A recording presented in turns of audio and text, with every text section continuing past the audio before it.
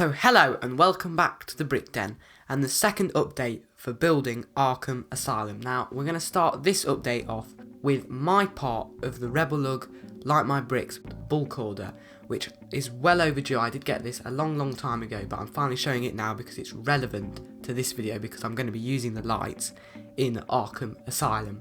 Now what are Like My Bricks? Well, they're tiny LED lights that are designed for Lego. They're so small that they can fit underneath bricks very well. They have way more different options than you can see here, so definitely go and check out their website if you're interested in getting any for your MOCs.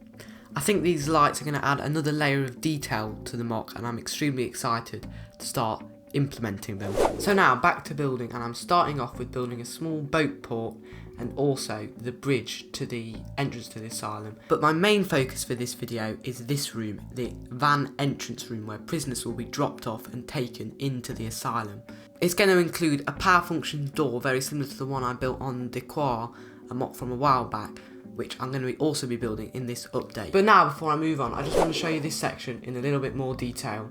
So one very important thing was to make sure this section fit the van, and the van I'm using is the one from the 2012 or 2013 Arkham Asylum set, and you can see it does fit quite well. I've used the sand green and light bluish grey colour scheme. Now this won't be carried over to all of the rooms.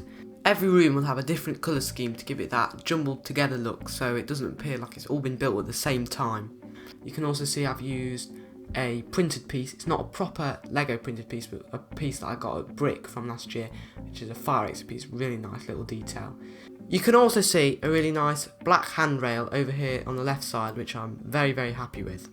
You can also see a brick built door here which carries over the colour scheme. I thought it was important to do that so there's continuity between the door and also the room in general. Then over here on the front left, this section is going to house the power functions which will drive the door backward and forwards, and also the lights. So now what I'm going to be concentrating on to finish in this update is this room, including the power functions door. So there's quite a lot of work still to get done because that's an always complicated thing to have to include. So I started off by building the door, which will be driven by the power functions motor. Now I've done this feature quite a lot before, but I did have some certain problems that I hadn't run into before when doing it on this one. The main issue was because of the space, the door couldn't fit all the way back with a little bit extra room, so then the motor could drive the door directly. It had to be connected to a few other cogs which would then enter the main entrance room, which then created some issues with the gears grinding, which did take a while to overcome, but thankfully I did get there in the end. So now, after quite a while of building, this entrance room is finally finished, and also the boat dock over on the side is also done as well, including the bridge to the asylum. So I've made quite a lot of progress this update, but it did take quite a while to get the sliding door working with the power functions. It's still not quite perfect, but it is in a place where I'm happy with it. I've also used the Like My Bricks in one place so far, which is the little alarm in this room here.